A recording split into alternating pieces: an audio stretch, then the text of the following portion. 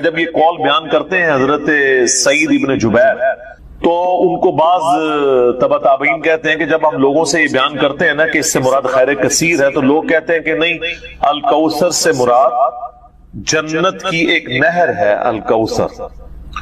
تو سعید ابن جبیر کہتے ہیں کہ جنت کی وہ نہر بھی تو خیر کثیر میں داخل ہے، حضور کو جو جنت کی نعمتیں ملیں گی وہ بھی کثرت کے ساتھ ملیں گی۔ تو یہ اس کی جو تفسیر ہے نا خیر کثیر والی، یہ سب سے آپٹیمل ہے۔ اس میں جو ہے وہ حوض کوثر بھی شامل ہے، جو صحیح مسلم میں حدیث ہے کہ نبی صلی اللہ علیہ وآلہ وسلم صحابہ میں بیٹھے تھے تو آپ کو اچانک ایک اونگ آئی، تھوڑی دیر بعد جب آپ کی آنکھ کھلی تو آپ مسکرا رہے تھے، اور پھر آپ نے کہا کہ ابھی ابھی اللہ تعالیٰ نے مجھ پہ یہ آیات نازل کی ہیں، بسم اللہ الرحمن الرحیم، یعنی آپ الاسلام نے بسم اللہ سے سٹارٹ کیا، انا اعطیناک الکوثر فصل لربک وانحر ان شانئک هو الابتر۔ اور پھر آپ نے فرمایا کہ جانتے ہو یہ الکوثر کیا ہے؟ تو صحابہ نے کہا اللہ اس کا رسول بہتر جانتے ہیں۔ تو آپ صلی اللہ علیہ وآلہ وسلم نے فرمایا یہ جنت میں ایک نہر ہے جو مجھے اللہ تعالیٰ نے عطا فرمائی ہے، اور اس کے کنارے کی جو مٹی ہے وہ کستوری سے زیادہ خوشبودار ہے، اور اس کے برتن آسمان کے ستاروں کے برابر ہے۔ اور صحیح بخاری میں آتا ہے کہ شب معراج جب نبی علیہ السلام جنت میں سیر کر رہے تھے تو وہاں آپ کو ایک نہر دکھائی گئی، اور جبرائیل علیہ السلام نے کہا کہ یہ وہ الکوثر ہے جو آپ کو اللہ تعالیٰ نے عطا کی ہے۔ اور آپ صلی اللہ علیہ وآلہ وسلم کے الفاظ ہیں بخاری مسلم دونوں میں کہ اس کا جو مشروب ہے وہ دودھ سے زیادہ سفید، شہد سے زیادہ میٹھا، اور اس کی خوشبو کستوری کی خوشبو سے زیادہ ہے، اور جو کوئی ایک دفعہ میرے حوض کوثر سے وہ مشروب پی لے گا اسے کبھی بھی پیاس نہیں لگے گی۔ جنت میں جو انسان کھائے پیے گا نا وہ بھوک کی وجہ سے نہیں، ذہن میں رکھے گا، بھوک ایک عیب ہے، پیشاب ایک عیب ہے، نیند ایک عیب ہے، اسی لیے یہ تینوں چیزیں جنت میں نہیں ہیں۔ جنت میں انسان کھائیں گے لذت لینے کے لیے، پیشاب نہیں ہوگا، بخاری مسلم میں الفاظ ہیں خوشبودار ڈکار آئے گی، سارا کھانا ہضم۔ تو جنت چونکہ نعمتوں کا نام ہے کوئی کمزوری نہیں، وہاں پہ نیند بھی نہیں ہے۔ یہاں پہ تو ہم نیند کیوں یوز کرتے ہیں؟ تاکہ ہم نیکسٹ 24 گھنٹے میں پرفارم کر سکیں گے، بلکہ بیٹری چارج ہوتی ہے۔ وہ میری خالہ جو ہے نا وہ بڑے پیارے الفاظ استعمال کرتی ہیں، ان کی بیٹی جب چھوٹی تھی نا تو سوئی ہوتی تھی نا تو کون سے پوچھتا تھا بیٹی ہے کہ کہتے ہیں چارجنگ تے لائی ہیں، کیونکہ بچے جب اٹھتے ہیں نا پھر تو آپ ان کو سنبھال بیٹھے، جب تک یہ سونا نہ جائے سکون نہیں آتا۔ تو وہ جو سوتے ہیں نا وہ چارجنگ پہ لگے ہوئے ہوتے ہیں، پھر جیسے صبح انہوں نے اٹھنا ہے نا اٹھلی اوپرلی کر دینی ہے۔ تو قیامت میں جنت والے دن آپ کو جنت میں چارجنگ کی ضرورت نہیں ہے، بلکہ نیند وہاں پہ ضرورت ہی نہیں، اللہ تعالیٰ نے ویسے ہی انسان کو اتنی انرجی دی ہوئی ہوگی۔ تو لہذا آپ علیہ السلام کا جو فرمان ہے نا کہ جو ایک بار پیے گا وہ کبھی پیاسا نہیں ہوگا، تو کسی کے ذہن میں خیال آ سکتا ہے کہ پیاسا نہیں ہوگا تو پھر پانی کی لذت کیا؟ وہ اللہ تعالیٰ نے جنت کی نعمتوں میں لذت ہی اتنی رکھی ہے کہ انسان لذت کی وجہ سے اس کو استعمال کرے گا۔ اور پھر انہی احادیث میں بخاری و مسلم کے موجود ہے کہ میرے حوض کوثر پہ پھر ایسے لوگ بھی لائے جائیں گے جن میں پہچانتا ہوں گا، اور جب میں انہیں مشروب پلانے لگوں گا تو میرے ان کے درمیان ایک آڑ قائم کر دی جائے گی، تو میں کہوں گا کہ یہ تو میرے صحابہ ہیں، اصحابی اصحابی، امتی والی روایتیں بھی ہیں بخاری مسلم میں، اصحابی والی بھی ہیں۔ تو مجھے بتایا جائے گا کہ یا رسول اللہ آپ کو نہیں پتا آپ کے بعد انہوں نے دین میں بدعتیں جاری کر دی تھی اور الٹے قدم پھر گئے تھے، تو آپ صلی اللہ علیہ وآلہ وسلم فرماتے ہیں کہ پھر میں کہوں گا سحقا سحقا لمن غیر بعدی، ان پہ پھٹکار ہو، ان کو مجھ سے دور کر دو جنہوں نے میرے بعد میرے دین کو بدل دیا۔ یہ حدیث بخاری اور مسلم دونوں میں ہے، اور حوض کوثر والے چیپٹر میں امام مسلم اسے لے کے آئے ہیں، بخاری میں موجود ہے۔ اس حدیث پہ کامنٹس ہیں عبداللہ ابن ابی ملیکہ تابعی کے، وہ جب بھی حدیث بیان کیا کرتے تھے تو وہ کہا کرتے تھے اے اللہ ہم تجھ سے یہ دعا کرتے ہیں کہ تیرے نبی کی وفات کے بعد ان کے دل سے الٹے قدم نہ پھرے، آمین ثم آمین۔ تو اللہ تعالیٰ ہمیں حوض کوثر پہ آپ صلی اللہ علیہ وآلہ وسلم کے مبارک ہاتھوں سے مشروب نصیب فرمائے۔ یہ دعا انسان کو اپنے لیے کرنی چاہیے، ظاہر ہے کہ وہ اہل جنت ہوں گے۔ اور بخاری مسلم میں کہ اس کے جو برتن ہے نا، وہ برتن ہی آسمان کے ستاروں کے برابر اس کی تعداد ہے۔ پورا ایک نقشہ کھینچا گیا۔ آپ مشکات کی 30 جلد میں حوض کوثر اور شفاعت والا چیپٹر نکالیں تو آپ کو وہ ساری احادیث مل جائیں گی۔ ترمذی اور ابن ماجہ میں ایک وہ حدیث بھی بڑی مشہور ہے جو حضرت انس بن مالک کہتے ہیں کہ یا رسول اللہ کیا میری شفاعت کریں گے؟ تو آپ فرمایا میں کروں گا۔ تو یا رسول اللہ قیامت والے دن میں آپ کو کہاں تلاش کروں؟ تو آپ علیہ السلام فرمایا میزان عمل پہ آ جانا جہاں میرے امتیوں کے نام مال تل رہے ہوں گے۔ یا رسول اللہ وہاں نہ پاؤں تو فرمایا حوض کوثر پہ آ جانا۔ عرض کی وہاں پہ بھی نہ پاؤں تو فرمایا پھر پولیس رات پہ آ جانا۔ کہا وہاں پہ بھی نہ پاؤں تو آپ فرمایا میں ان 3 جگہوں کے سوا کہیں اور نہیں ہوں گا، یا میں حوض کوثر پہ ہوں گا اپنے پیاسی امتیوں کو مشروب پلا رہا ہوں گا، یا پھر میزان عمل پہ ہوں گا شفاعت کے لیے، یا پھر میں پولیس رات پہ ہوں گا اپنے امتیوں کے لیے سلامتی کی دعا کرنے کے لیے۔ تو یہ 3 جگہیں ہیں جہاں پہ آپ صلی اللہ علیہ وآلہ وسلم کو قیامت والے دن تلاش کیا جا سکتا ہے انشاءاللہ تعالی۔ تو یہ حوض کوثر میں وہ خیر کثیر جو ہر طرح کی آپ کو عطا کی گئی وہ بھی شامل ہے، اور اسپیسیفکلی حوض کوثر جو ہے وہ بھی، حتیٰ کہ جو بخاری و مسلم میں حدیث ہے، آپ نے اپنی وفات سے 1 مہینے پہلے خطبہ دیا تھا غزوہ احد کے شہداء پر، جو آپ نے نماز جنازہ دوبارہ پڑھی تھی 8 سال بعد۔ اس میں الفاظ ہیں، آپ نے فرمایا کہ میرا ممبر جو ہے وہ حوض کوثر پہ لگا ہوا ہے۔ یہ والے جو الفاظ ہیں یہ دوسری حدیث میں، کیونکہ وہاں پہ ممبر نہیں تھا، یہ الفاظ ہیں بخاری اور مسلم کی وہ حدیث کہ میرے گھر سے میرے ممبر سے میرے گھر تک جنت کے ٹکڑوں میں سے ایک ٹکڑا ہے ریاض الجنہ، اس میں الفاظ ہیں اور میرا ممبر جو ہے وہ حوض کوثر پہ لگا ہوا ہے۔ یعنی آپ علیہ السلام وہ دیکھ رہے تھے حوض کوثر کا منظر، ٹائم میں گزار کے آپ کو دکھایا گیا۔ وہ جو بخاری مسلم کی وہ والی حدیث ہے عقبہ بن عامر والی، جو شہداء احد پہ آپ نے 8 سال بعد جنازہ پڑھا اپنی وفات سے 1 مہینہ پہلے، اور عقبہ ابن عامر کے الفاظ ہیں یہ آخری دفعہ میں نے رسول اللہ کو ممبر پہ دیکھا، اس کے بعد میں نے آپ کو نہیں دیکھا۔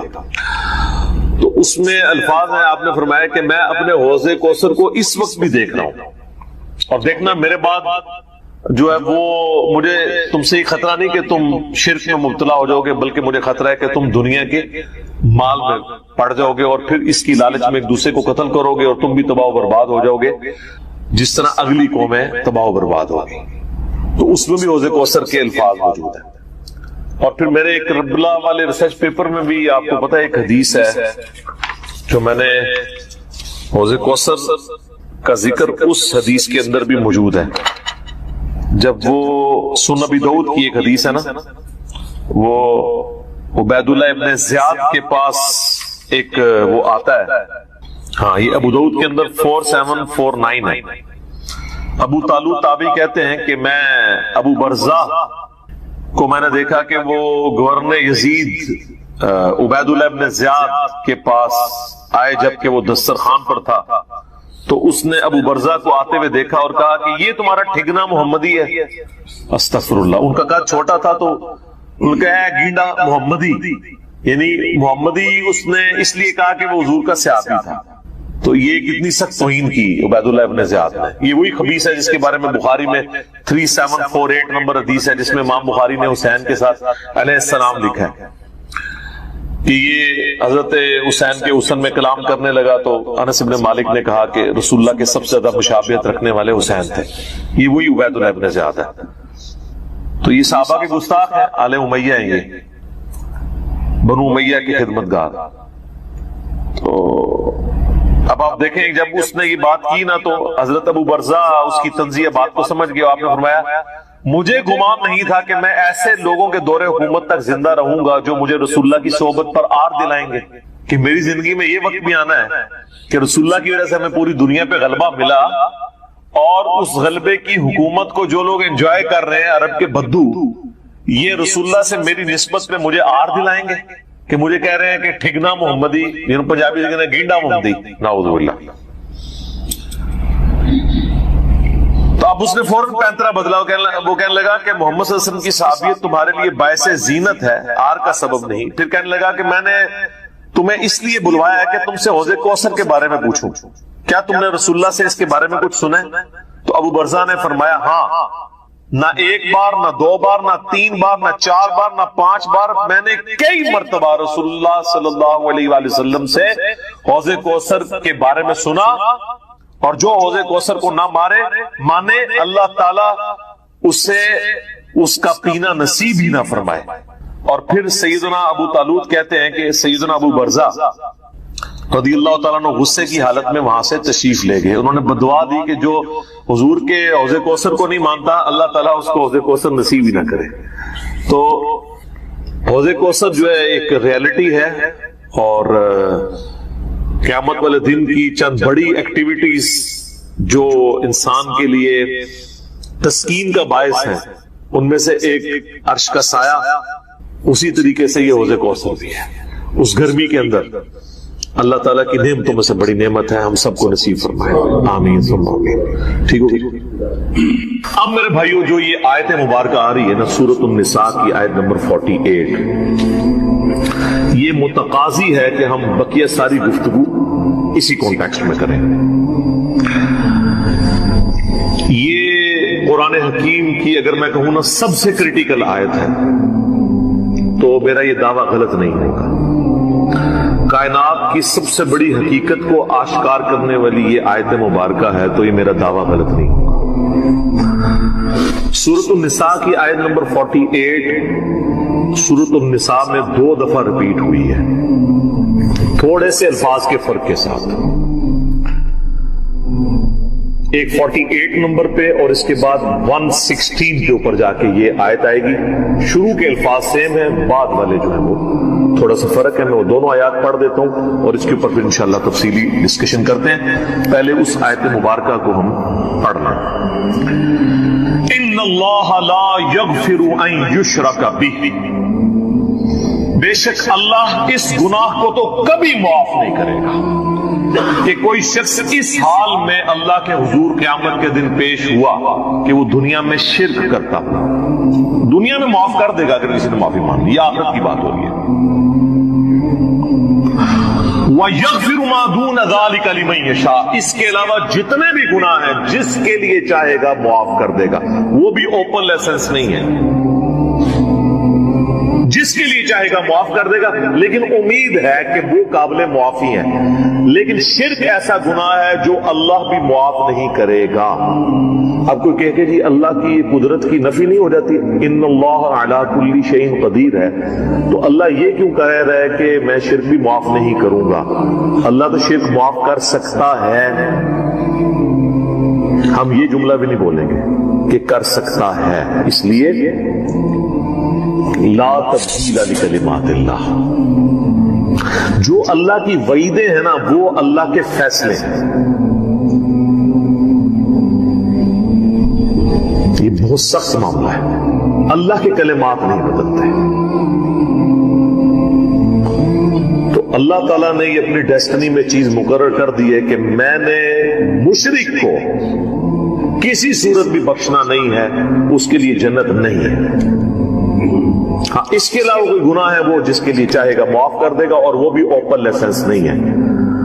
اور اس میں آپ کو ایک گناہ کے حوالے سے بتا دوں، سن نبی داؤد میں حدیث ہے، نبی صلی اللہ علیہ وآلہ وسلم نے فرمایا کہ 2 گناہ ایسے ہیں جو اللہ تعالیٰ کبھی معاف نہیں کرے گا، باقی ہر گناہ معاف کر دے گا۔ ایک شرک اور دوسرا کسی مؤمن کا قتل ناحق۔ یہ جو اس میں ایک اشارہ تھا نا کہ اس کے علاوہ ہر گناہ چاہے گا، جس کے لیے چاہے گا معاف کر دے گا، تو اس کا کیا مطلب ہے؟ جس کے لیے نہیں چاہے گا نہیں معاف کرے گا۔ تو اس میں بھی اشارہ موجود ہے، کوئی ایسی چیز بھی ہے کہ جو اللہ تعالیٰ جس پہ گرفت کر سکتا ہے، اور وہ ہے قتل ناحق کسی مؤمن کا۔ تو اب مجھے بتائیں، جنہوں نے حسین ابن علی اور ان کے ساتھیوں کو ناحق قتل کیا، وہ کس امید پہ بیٹھے ہوئے ہیں؟ اور ان کو جنت کی جھوٹی خوشخبریاں سنانے والے کس امید پہ بیٹھے ہوئے ہیں؟ سوچنے والوں کے لیے یہ چیز کافی ہے۔ سن نبی داؤد کی حدیث، وَمَن يُشْرِكْ بِاللَّهِ، اور جس نے اللہ کے ساتھ شرک کیا، فَقَدِ افْتَرَىٰ إِثْمًا عَظِيمًا، تو اس نے بہت بڑا جھوٹ اللہ تعالیٰ کے اوپر باندھ دیا، بہت بڑا گناہ کا کام اس نے کیا جس نے شرک کیا۔ اچھا، سورہ نساء کی آیت نمبر 116 جب آئے گی نا، اس میں پہلے الفاظ تو یہی ہوں گے، ان اللہ لا یغفر ان یشرک بہ ویغفر ما دون ذلک لمن یشاء، لیکن اگلے الفاظ ہیں ومن یشرک باللہ فقد ضل ضلالا بعیدا، جو کوئی اللہ کے ساتھ شرک کرے وہ گمراہ ہوا اور گمراہی میں دور جا۔ اللہم لا تجعلنا منهم، اللهم من احييته منا فاحيه على الاسلام ومن توفيته منا فتوفه على الايمان، آمین۔ رضيت بالله ربا وبالاسلام دينا وبمحمد نبيا صلی اللہ علیہ وآلہ وسلم، آمین۔ اب یہ میرے بھائیو ایسا ٹاپک ہے کہ میں اس پہ اگر کم از کم 2 گھنٹے بولوں نا تو تب میری تسلی ہوگی، لیکن میں نے چونکہ پچھلی قرآن کلاسز جو 344 لیکچرز میں مکمل ہوئی تھی، ان میں اس آیت کے اوپر آلموسٹ 1.25 گھنٹے کی ویڈیو ریکارڈ کروا دی تھی اسی آیت کے اوپر۔ مسئلہ نمبر 3 کے نام سے وہ اپلوڈڈ ہے یوٹیوب کے اوپر، دعا صرف اللہ ہی سے۔ آپ یوٹیوب پہ ویسے بھی لکھیں نا دعا صرف اللہ ہی سے اور علی مرزا، تو وہ ویڈیو کھل جائے گی۔ اور اس کے بعد بھی کئی ایک لیکچرز وقتاً فوقتاً میں نے ریکارڈ کروائے، وسیلے کے نام پر دھوکہ، مجھے تم سے شرک کا خطرہ نہیں، یہ اکثر آپ سنتے ہیں نا، تخت بلقیس والا واقعہ، موسیٰ اور خضر والا واقعہ علیہ السلام، ہر وہ چیز جسے دھوکہ کر کے نا قبر پرستی یا بابا پرستی یا بابوں سے مانگنا سکھاتے ہیں نا، ایک ایک چیز کے اوپر میں نے الگ سے تسلی کروائی ہے قرآن، بخاری اور مسلم کی روشنی میں، الحمدللہ۔ اب وہ سارے لیکچر جمع کریں تو اس ایک آیت پہ کم از کم 10 گھنٹے گفتگو ہو سکتی ہے، لیکن اب ٹائم تو متحمل نہیں ہے کہ ہم اتنی ڈیٹیل گفتگو کریں، لیکن چند ایک باتیں تو میں ضرور کروں گا۔ ایک ریسرچ پیپر میں نے اس کے اوپر لکھ دیا 8 صفحوں کا، آپ اہل سنت پاک.com پہ ڈاؤن لوڈ کریں گے۔ دعا صرف اللہ ہی سے، میں نے اس کا نام توحید شرک اس طرح کا نہیں رکھا کیونکہ لوگ ان ناموں سے چڑ جاتے ہیں، میں نے وہ چیز اس کے نام پہ رکھی کہ جس کے اوپر لوگ چڑے ہیں۔ آپ کسی بھی مسلمان سے، خواہ بریلوی ہو، دیوبندی ہو، اہل حدیث ہو، اہل تشیع ہو، جا کے پوچھیں کہ دعا کس سے کی جاتی ہے تو کیا کہے گا؟ اللہ سے۔ کوئی آپ کو نکھٹو قسم کا بھی بندہ یہ نہیں کہے گا کہ دعا جو ہے وہ کسی فرشتے سے ہو سکتی ہے، کسی جن سے ہو سکتی ہے، کسی پیغمبر سے ہو سکتی ہے۔ جی نہیں، نماز تے اللہ دی پڑھی دی ہے، دعا بھی اللہ کو مانگی دی، لیکن حالت یہ ہوگی کہ وہ دعا اللہ سے یہ مانگ رہا ہوگا۔ نماز میں تو قرآن کی وہ آیت سورۃ الفاتحہ کی 4 نمبر آیت کم از کم 17 رکھتے ہیں جو فرض ہیں روزانہ کی، ان میں 17 دفعہ پڑھتا ہوگا ایاک نعبد و ایاک نستعین، اے اللہ عبادت بھی صرف کریں گے اور مدد بھی صرف تجھی سے مانگیں گے۔ یہ مدد کون سی؟ دعا والی، غائب میں کسی کو پکارنا۔ ایک تو ہے آپ سامنے بیٹھے ہیں، یہ تو قرآن میں حکم ہے وَتَعَاوَنُوا عَلَى الْبِرِّ وَالتَّقْوَى وَلَا تَعَاوَنُوا عَلَى الْإِثْمِ وَالْعُدْوَانِ، نیکی اور پرہیزگاری کے کاموں میں ایک دوسرے کی مدد کرو، برائی میں مت کرو، یہ تو قرآن میں حکم ہے۔ میں آپ کو کہتا ہوں مجھے پانی پلا دیں، آپ مجھے پانی پلاتے ہیں، تو یہ قرآن میں حکم ہے کہ آپ نے اسباب اختیار کرنا ہے، لیکن آپ بغداد شریف میں، اجمیر شریف میں، اور وہاں بھی قبر میں دفن ہیں اور آپ مر چکے ہیں، آخرت کی زندگی میں زندہ ہیں، دنیا کی زندگی سے نکل چکے ہیں، اور میں آپ سے کہوں کہ پانی پلا دیں، وہی بات، وہی جملہ ایک فریم آف ریفرنس کے بدلنے سے شرک بن جائے گا، کیونکہ آپ غیر اللہ سے دعا مانگ رہے ہیں۔ ظاہری اس باب میں تو آپ کافر سے بھی مدد مانگ سکتے ہیں۔ صحیح بخاری میں موجود ہے، نبی علیہ السلام جب فوت ہوئے تو آپ کی ذرا بھی ایک یہودی کے پاس گروی رکھی ہوئی تھی، گندم کے بس، اناج کے بس، تو آپ نے یہودی سے بھی مدد لی۔ بعض لوگ کہتے ہیں جی نبی علیہ السلام نے غزوہ خیبر پر مولا علی سے مدد مانگی. بھئی مولا علی سامنے موجود تھے, وہ جتنے صاحب آپ کے ساتھ تھے رسول اللہ صلی اللہ علیہ وسلم کے مددگار تھے دین کے اعتبار سے. یا رسول اللہ میں بوڑھی ہو گئی ہوں, لمبے وظیفے مجھ سے کوئی نہیں ہوتے, مجھے کوئی ایک وظیفہ ایسا بتا دیں جو میں کر لوں میرے لیے کفایت کرے. سر جو وظیفہ پھر لیا ہے نا مولا علی کی بہن نے, وہ ایسا وظیفہ ہے کہ مجھے ابھی تک اتنا تگڑا اور کوئی وظیفہ نہیں احادیث میں نظر آیا جس کی اتنی فضیلت ہو. آپ علیہ السلام نے فرمایا 100 دفعہ روزانہ سبحان اللہ پڑھ لیا کرو, تمہیں 100 غلام آزاد کرنے کا ثواب ملے گا. سر روزہ اگر آپ توڑ بیٹھیں تو ایک غلام آزاد کرنا پڑتا ہے, تو 100 روزوں سے بھی کے برابر یہ آپ سمجھ لیں. 100 دفعہ الحمدللہ پڑھ لیا کرو, تمہیں 100 گھوڑے اللہ کی راہ میں جہاد کے لیے بھیجنے کا ثواب ملے گا. 100 دفعہ اللہ اکبر پڑھ لیا کرو, تمہیں 100 اونٹ اللہ کی راہ میں بھیجنے کا, قربان کرنے کا, نہر کرنے کا ثواب ملے گا. 100 اونٹ, سر ایک اونٹ کی قیمت آلموسٹ 2-2.5 لاکھ روپے, کروڑوں روپے کا وظیفہ ہے جی, ملینز آف ڈالرز کا یہ وظیفہ ہے فری میں. اور 100 دفعہ لا الہ الا اللہ پڑھ لیا کرو, یہ زمین و آسمان کے درمیان جتنا فاصلہ ہے اس کو ثواب سے بھر دے گا. سب لا الہ الا اللہ کے پھر برابری کون کر سکتا ہے؟ وہ حدیث بطاقہ ہے نا, کاغذ کے پرزے والی حدیث جامع ترمذی میں, کہ ایک شخص کے 99 دفاتر گناہوں کے کھولے جائیں گے اور نامہ مال تول رہا ہوگا تو اللہ تعالیٰ فرمائے گا میں کسی کے ساتھ ناانصافی نہیں کرتا. دوسری طرف ایک کاغذ کا ٹکڑا ڈالا جائے گا جس پہ لا الہ الا اللہ لکھا ہوگا. وہ شخص کہے گا یہ ٹکڑا کیا کر سکتا ہے, بس وہ رکھنے کی دیر ہوگی, وہ پڑھنا بھاری ہو جائے گا. اللہ کے نام سے تو وزنی کوئی چیز نہیں ہو سکتی. اسے کہتے ہیں کاغذ کے پرزے والی حدیث, اس کے لیے جنت کا حکم ہو جائے گا. لا الہ الا اللہ کا مقابلہ نہیں ہے. تو یہ 4 وظیفے ہیں, سبحان اللہ, الحمدللہ, اللہ اکبر, لا الہ الا اللہ. یہ اتنا محبوب وظیفہ ہے کہ جو سنن ابی داؤد میں, جامع ترمذی میں صلاۃ و تسبیح والی حدیث ہے, اس میں 300 دفعہ کون سے کلمات پڑھے جاتے ہیں؟ یہ سبحان اللہ والحمدللہ ولا الہ الا اللہ واللہ اکبر, بس اتنا ہی پڑھنا ہوتا ہے. یہ ولا حول ولا قوت الا باللہ کی حدیثیں الگ سے ہیں, لیکن صلاۃ و تسبیح میں اتنا ہی پڑھنا ہوتا ہے, 4 کلمات. حتیٰ کہ صحیح مسلم میں حدیث ہے, نبی علیہ السلام نے فرمایا یہ 4 کلمات مجھے ہر اس چیز سے بڑھ کر محبوب ہیں جن پہ سورج طلوع ہوتا ہے. یعنی دنیا اور جو کچھ دنیا کے اندر ہے اس سے بڑھ کر مجھے یہ چیز محبوب ہے کہ میں یہ 4 کلمات کہہ لوں, سبحان اللہ والحمدللہ ولا الہ الا اللہ واللہ اکبر. اور صحیح مسلم کی ایک اور حدیث ہے کہ نبی علیہ السلام نے فرمایا اللہ تعالیٰ کو اس سے بڑھ کر کوئی اور کلمات محبوب نہیں ہے, اور یہ حصہ بخاری میں بھی ہے اس کا, اور اس میں اللہ تعالیٰ کی طرف سے کوئی پابندی نہیں ہے, تم ان کی ترتیب بھی بدل سکتے ہو. یعنی سبحان اللہ کے بعد آپ اللہ اکبر پڑھ لیں, پھر لا الہ الا اللہ, کوئی فرق نہیں ہے. یہ ایک اوپن چیز ہے. آپ یوں بھی کر سکتے ہیں کہ پہلے 100 دفعہ پڑھ لیں سبحان اللہ سبحان اللہ سبحان اللہ, الحمدللہ الحمدللہ الحمدللہ, اللہ اکبر اللہ اکبر, کیونکہ را کو پھر لام سے ملائیں گے, اللہ اکبر اللہ اکبر اللہ اکبر, لا الہ الا اللہ لا الہ الا اللہ لا الہ الا اللہ.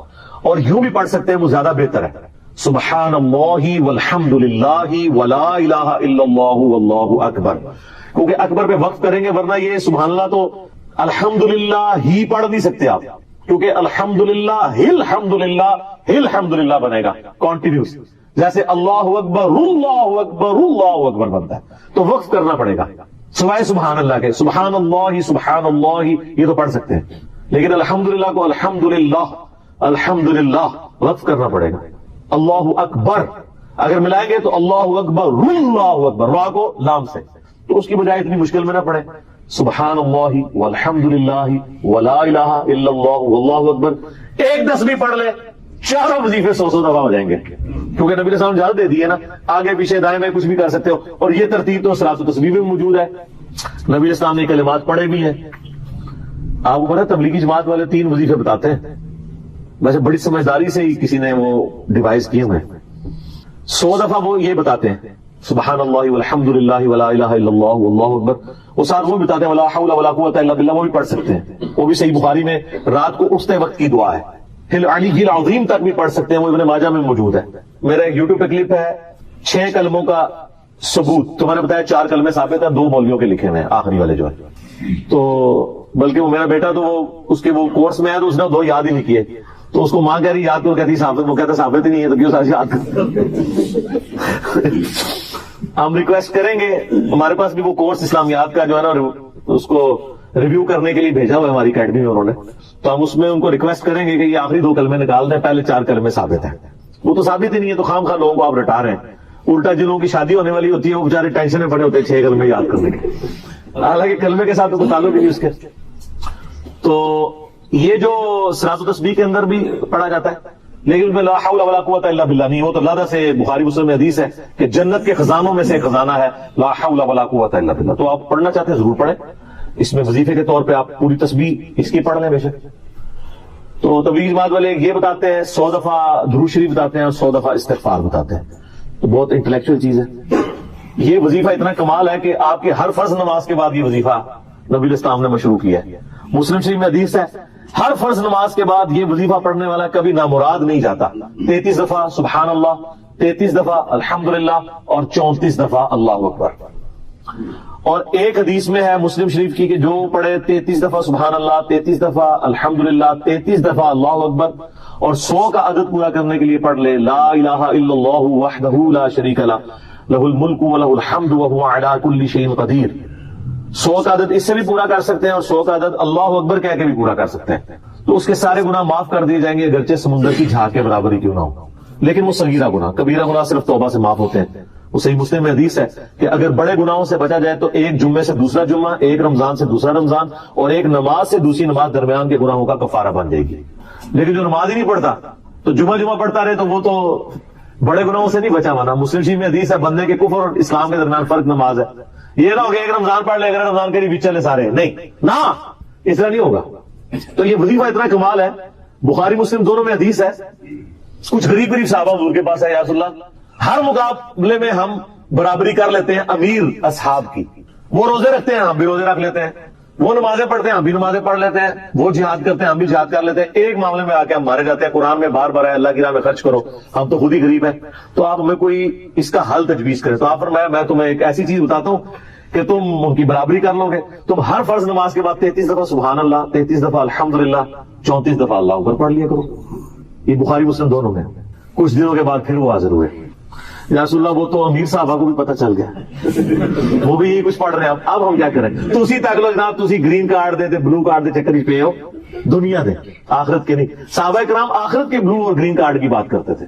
تو نبی علیہ السلام مسکرائے، آپ نے فرمایا ذالک فضل اللہ یؤتی من یشاء، یہ اللہ کا فضل ہے، میں تو اللہ کا فضل نہیں روک سکتا. ٹھیک ہے نا؟ تو ظاہر گیون سرکمسٹانسز اللہ کے دیے ہوئے ہیں، اس کے اندر آپ بیسٹ پرفارم کرنے کی کوشش کریں. اللہ کے فضل کو تو کوئی روک نہیں لگا سکتا نا. کوئی یہ نہیں کہہ سکتا کہ جی وہ یعنی تیرے ہوتے جنم لیا ہوتا کیوں نہیں ہوا، ہو سکتا ہے ابو جہل ہی ہوتا.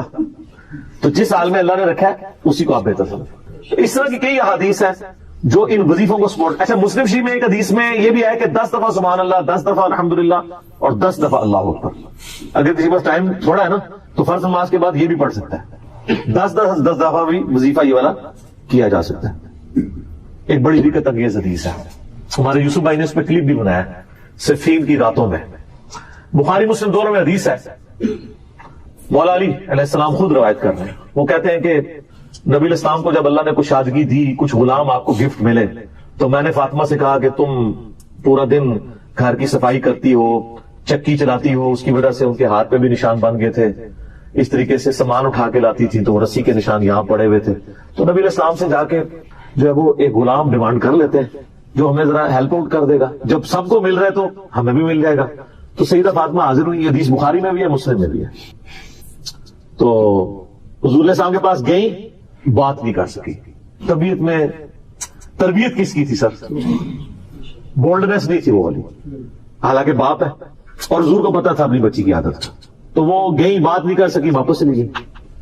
تو حضور علیہ السلام محفل برخاست ہوئی، آپ خود آ گئے.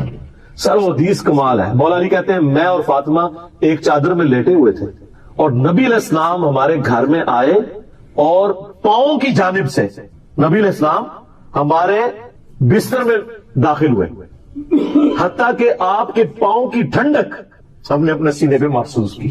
یعنی حضور علیہ السلام نے پاؤں کی جانب سے اپنے پاؤں انٹر کیے اور وہ پاؤں سیدہ فاطمہ اور مولا علی کے سینے تک پہنچ گئے تو انہوں نے ان کو سینے سے لگا دیا. سر یہ فرینکنس کسی صحابی کو نصیب ہو سکتی ہے؟ تو آپ نے فرمایا وہ فاطمہ تم آئی تھی، کوئی کام تھا؟ سیدہ فاطمہ سے پھر بھی بات نہیں نکلی. تو حضرت علی کہتے ہیں میں نے نا پھر کہا یا رسول اللہ وہ میں نہیں بھیجا تھا, پورا دن کام کرتی ہے. آپ کی بیوی کہتی ہے ہماری کوئی ذمہ داری نہیں ہے, یہ بھی تو بیوی تھی نا. بخاری مسلم میں حدیث ہے جنتی عورتوں کی سردار ہے فاطمہ سلام اللہ علیہ.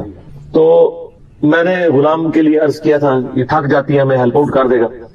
آپ نے صاحب فرمایا میں تمہیں سے بہتر نا چیز عطا کروں. کہ یا رسول اللہ عطا کرے, یعنی آپ لوگ تو سمجھ رہے ہوں گے کہ غلام مانگا تو شاید ایک گھوڑا بھی ساتھ گفٹ مل جائے گا.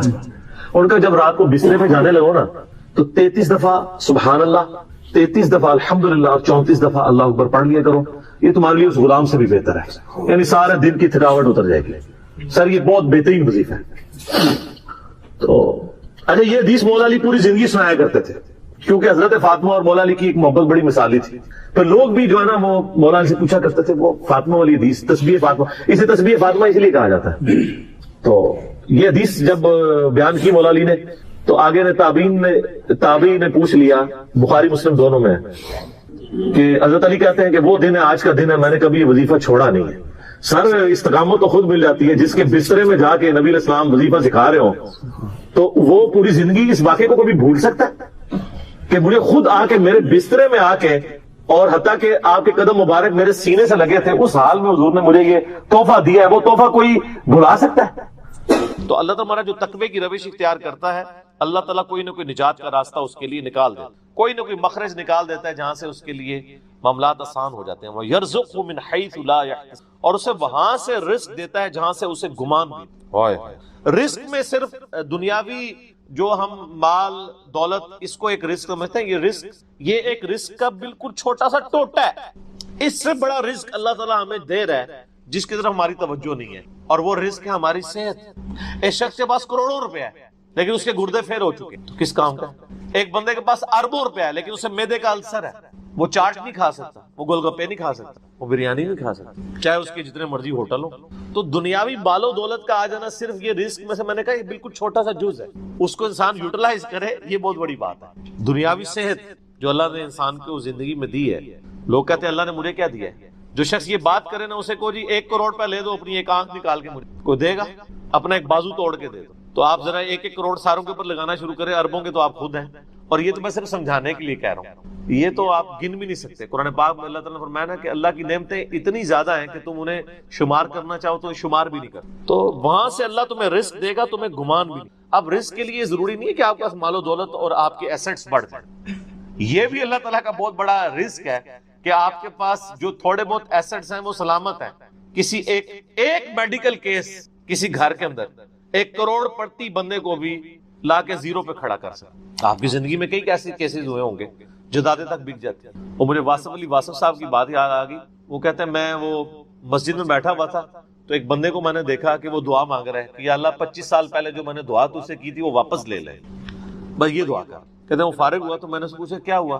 اس نے کہا جی 25 سال پہلے میں نے اللہ سے رو رو کے ایک بیٹا مانگا تھا, میری بیٹی ہی تھی صرف, اور وہ بیٹا میرے گاٹے فٹ ہو گیا, یعنی وہ نشے میں مبتلا ہو گیا, سارا گھر کا مال اس نے بیچ دیا, مجھے کنگال کر دیا. تو میں اللہ سے کہہ رہا ہوں یا اللہ یہ اولاد واپس ہی لے لے. تو یہ بھی تو ہو سکتا ہے نا. سورہ توبہ میں آتا ہے, اللہ تعالیٰ آتا ہے اپنے جو فاسق و فاجر لوگوں کے بارے میں کہ اللہ تعالیٰ چاہتا ہے کہ ان کی اولاد کو ہی ان کے لیے عذاب بنا, اولاد بھی عذاب بن سکے. اس لیے میں دعا کیا سکھائی گئی ہے, ربنا حب لنا من ازواجنا وذریاتنا قرۃ اعین واجعلنا للمتقین اماما. اے اللہ ہماری بیویوں اور ہماری اولاد میں آنکھوں کی ٹھنڈک بنا اور ہمیں پرہیزگاروں کا امام بنا, ہماری آنے والی نسلیں پرہیزگار ہوں, ورنہ یہ تو مصیبت بھی گلے پڑ سکتی. تو ایک میڈیکل کیس آپ کو کہاں سے کہاں لے کے جا سکتا, ایک بچے کا نافرمان ہونا آپ کو کہاں سے کہاں لے کے جا سکتا. اور اس سے بڑی ناکامی تو آخرت کی ناکامی ہے. ایسا بچہ بھی ہو سکتا ہے کہ جو آپ کی دنیا تو برباد نہ کرے لیکن آخرت برباد کر دے, اس کی وجہ سے آپ گناہوں میں مبتلا ہو جائے. تو یہ بھی رزق کی ایک فارم ہے. رزق صرف یہ نہیں ہے کہ آپ کے لیے مال پانی کھل جائے, بلکہ مال سبسسٹنس لیول پہ بھی موجود ہے, لیکن آپ کو کوئی ایسی تکلیف نہیں آ رہی کہ جس کی وجہ سے آپ کا مال نہیں. ورنہ ایک بندہ 10 لاکھ روپے مہینے کا کماتا ہے اور 9 لاکھ روپے اس کا نکل جاتا ہے, کیا فرق پڑا اس کو, اس نے کون سا ایسٹ بنا لیا. اور جو اذیت گزار رہا ہے وہ اللہ اس کو تو کوئی سوچ بھی نہیں سکتا, ذہنی ٹینشن ہے. صحیح بخاری مسلم میں حدیث ہے, نبی علیہ السلام فرمایا ہمیشہ اپنے سے نچلے لوگوں کو دیکھو تو تمہیں یوں اللہ تعالیٰ کی نعمتوں پر صبر نصیب ہوگا اور قناعت نصیب, اوپر نہ دیکھو. اور پھر بخاری مسلم میں یہ حدیث ہے کہ ابن آدم کے پاس اگر سونے کی 2 وادیاں ہوں تو وہ خواہش کرے گا تیسری وادی بھی مجھے مل جائے, اس کا پیٹ صرف قبر کی مٹی بھری. والعیاذ باللہ تعالی. بخاری مسلم دونوں میں حدیث ہے کہ انسان کہتا ہے میرا مال میرا مال میرا مال. نبی علیہ السلام فرمایا تیرا مال تو وہ ہے جو تو نے کھا پی لیا یا پہن کر بوسیدہ کر دیا یا اللہ کی راہ میں خرچ کر کے آخرت کے لیے محفوظ کر لیا. باقی جتنا مال ہے وہ تو تیرے ورثہ کا مال ہے, تو کہتا ہے میرا مال ہے. پھر بخاری مسلم دونوں میں حدیث ہے کہ نبی علیہ السلام نے فرمایا کہ انسان کے 3 دوست ہیں, ایک دوست ہی اس کی قبر تک ساتھ جاتا ہے, وہ اس کے اعمال ہیں. باقی جو 2 دوست ہیں وہ باہر ہی رہ جاتے ہیں, اس کے رشتہ دار اور مال. اب مال ساتھ ہے, مال بھی آپ ساتھ لے کے جا سکتے ہیں, لیکن وہ مال جو آپ نے پہلے ہی اپنی زندگی میں اپنی مرضی سے اللہ کی راہ میں خرچ کر دیا, وہ اللہ کے ڈیوائن بینک میں جمع ہے. وہ قرآن پاک میں سورۃ البقرہ میں آیا 700 گنا تک کہ اللہ تعالیٰ کر کے لوٹائے گا, بلکہ یہاں تک فرمایا کہ یہ اللہ تعالیٰ کو تم قرض دے رہے ہو اور اللہ تعالیٰ اس قرض کو لوٹائے گا. دیکھیں کتنا قدردان ہے کہ دیتا اللہ ہے, اور جب اسی کے دیے ہوئے میں سے آپ اسی کی راہ میں خرچ کرتے ہیں تو وہ کہتا ہے کہ یہ تم نے مجھے قرض دی. اللہ کہتا ہے میں تمہارا مقروض ہوں, تمہیں لوٹاؤں گا. یہ ہے اللہ تعالیٰ کی قدردان. جامعہ ترمذی میں حدیث ہے, مسند امام احمد میں موجود ہے کہ نبی علیہ السلام فرمایا کہ جب بھی کوئی شخص دعا کرتا ہے وہ خالی نہیں جاتی, یا تو اس دعا کے عوض جو تم نے مانگا وہ اللہ تمہیں عطا کر دیتا ہے, یا اس سے بہتر یعنی اس کی برکت سے اللہ تعالیٰ بہتر نعم البدل دیتا ہے, تمہاری کوئی تکلیف ٹال دیتا ہے, یا پھر اس دعا کو سنبھال کے رکھتا ہے قیامت کے دن کے لیے, اور اس دعا کے ایکویلنٹ تمہیں اجر عطا فرمائے. تو دعا تو بہت ضروری ہے, اللہ کی طرف رجوع لانا ہے. ٹاپک اور طرف چلا جائے گا, فی الوقت اس کی طرف آپ کنسنٹریٹ کریں کہ اللہ تعالیٰ ہمارا ہے کہ تمہیں وہاں سے رزق ملے گا, تمہیں گمان بھی نہیں ہوگا. وَمَن يَتَوَكَّلْ عَلَى اللَّهِ, اور جو کوئی اللہ پر توکل کرے فَهُوَ حَسْبُهُ, تو اللہ اس کے لیے کافی ہے. ان اللہ بالغ امری, اللہ تعالیٰ تو اپنا کام پورا کر کے رہتا ہے, لیکن قد جعل اللہ لکل شیء قدرا, اللہ نے ہر معاملے کے لیے ایک اندازہ مقرر کر رکھا ہے. اسی کو ہم وہ کہتے ہیں نا کہ اللہ کے ہاں دیر ہے اندھیر نہیں ہے, لیکن یہ دیر بھی ہم صرف سمجھانے کے لیے کہتے ہیں, وہ دیر نہیں ہے, وہ اللہ کا رول یہی ہے کہ اللہ تعالیٰ نے کسی معاملے کو کس لیول کے اوپر جا کے ایڈریس کرنا. 23 سال تک مشرکین عرب کو دیکھیں نا مہلت ملی ہے. کتنے لوگوں نے کہا کہ دیکھو کان پک گئے ہیں ہمیں سنتے ہوئے, نبی علیہ السلام ہمیں دھمکیاں لگاتے ہیں کہ قوم عاد قوم سمود کی طرح تم بھی برباد کر دیے جاؤ گے, جب وقت کے پیغمبر کا انکار کرو گے تو عذاب تو کوئی نہیں آ رہا. اور قرآن پاک میں پھر نبی علیہ السلام کے بارے میں بھی آتا ہے کہ آپ علیہ السلام نے بھی تھوڑی سی بے صبری کا مظاہرہ کیا. سورۃ الانعام کے سٹارٹ میں آپ پڑھ کے دیکھ لیں تو اللہ تعالیٰ نے پھر جلال فرمایا کہ نبی تم چاہو تو جاؤ زمین میں کوئی سرنگ تلاش کر لو, یا آسمان میں کوئی سیڑھی لگا کے ان کی مرضی کا معجزہ انہیں لا کے دکھا دو.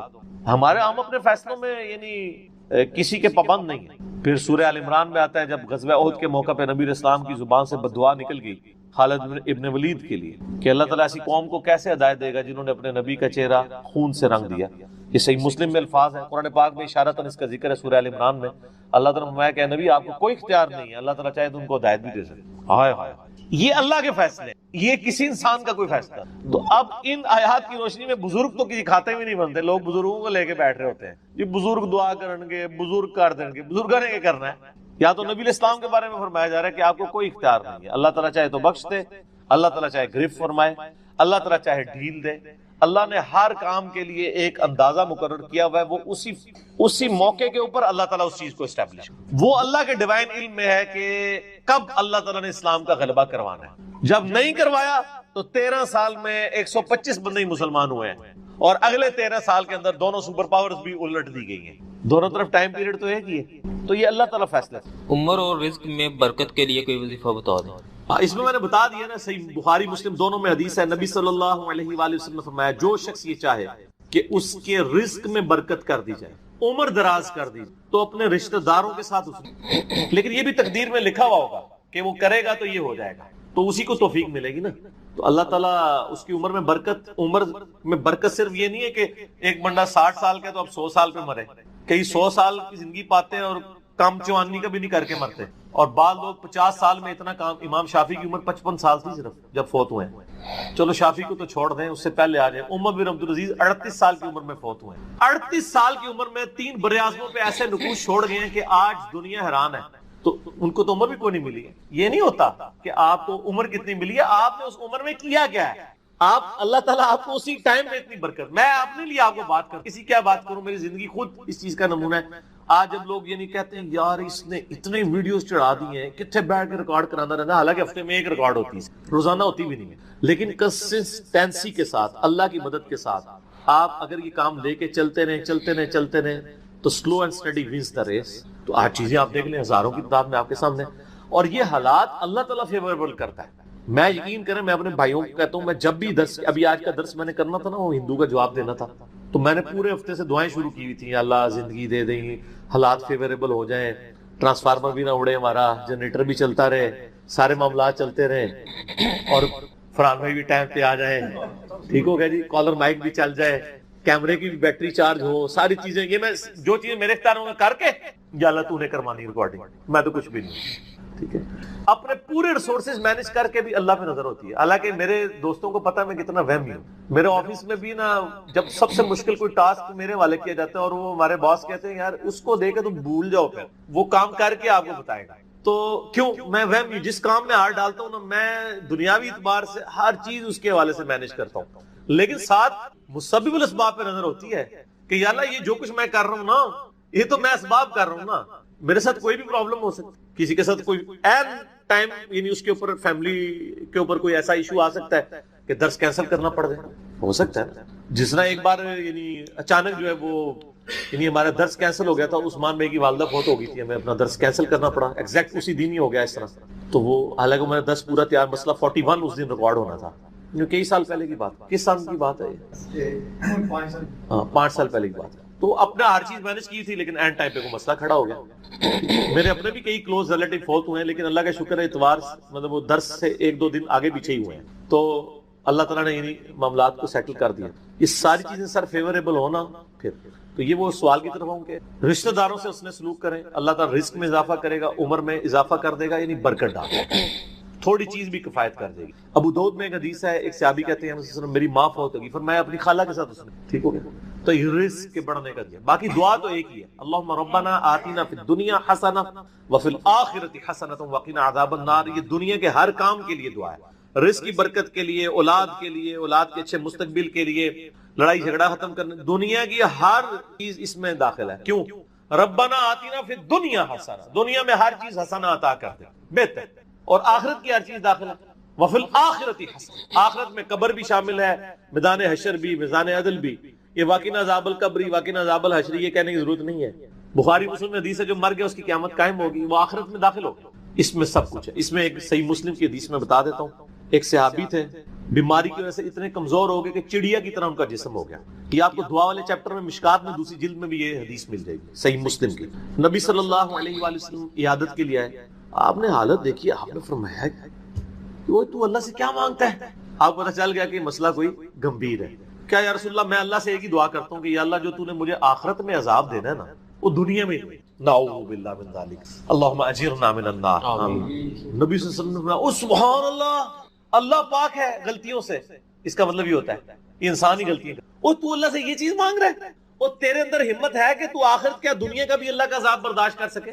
اور تجھے تو چاہیے تھا تو دعا کرتا اللہم ربنا آتینا فی الدنیا حسنہ وفی الآخرۃ حسنۃ وقنا عذاب النار، وہ دنیا اور آخرت میں، یہ فنیٹک وہ صوفیہ والا کنسیپٹ نہیں، ٹھیک ہے، دنیا میں گگڑے بن کے رہو اور اس نیچے سے جوئیں بھی ڈلی رہے اور کپڑے بھی اتارے رکھو اور پہنچے ہوئے بزرگ، یہ پتہ لگا کتنے پہنچے نے، ٹھیک ہے، تو وہ صحابہ کہتے ہیں جب انہوں نے یہ دعا کی نا تو چند ہی دنوں میں وہ اس طرح صحیح ہو گئے جیسے مردہ زندہ ہو جاتا ہے اس دعا کرنے کی، دنیا کی ہر بڑائی، کیوں بندہ نے پیپروں میں پاس ہونا یہ دعا کرے، لیکن صرف دعا کی کوشش کے بعد دعا کرے، دونوں چیزیں پہلے ہیں۔ کوئی شخص اپنے اوپر خود تقدیر غالب کروا دے نا پھر دعا کچھ نہیں کرتی ہے، یعنی ایک بندہ کہے کہ میں بسم اللہ پڑھ کے ساکٹ میں 2 انگلیاں ڈال دوں، نہیں، وہ آپ نے اپنے اوپر تقدیر خود غالب کرا لی ہے، آپ کہ نہیں میں بسم اللہ الذی لا یضر دعا پڑھ لوں اور جا کے میں جناب کوبرا سانپ کے آگے ہاتھ ایسے کر دوں تو سر وڑ لے گا تو ہم چھڑے گا نہیں، کیونکہ آپ نے خود اپنے اوپر تقدیر غالب کروائی نا، جب آپ اپنے اوپر خود تقدیر غالب کرواتے ہیں، آپ بسم اللہ الذی لا یضر پڑھ کے یہ تو نہیں کہ اسٹیئرنگ سے ہاتھ اٹھا لیں اور آگے بند کر لیں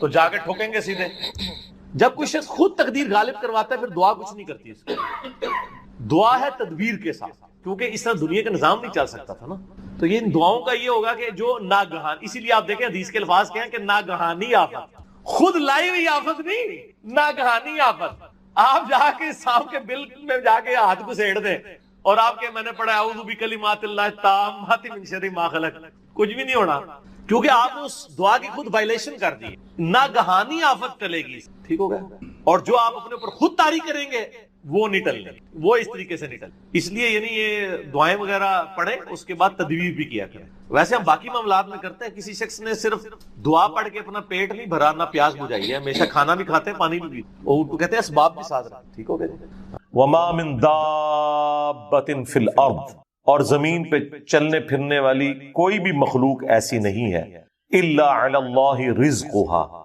مگر یہ کہ اس کا رزق اللہ کے ذمہ کرم کے اوپر ہے. ہمیں تو چند ایک مخلوقات نظر آ رہی ہیں نا جن کا رزق آپ دیکھ رہے ہیں.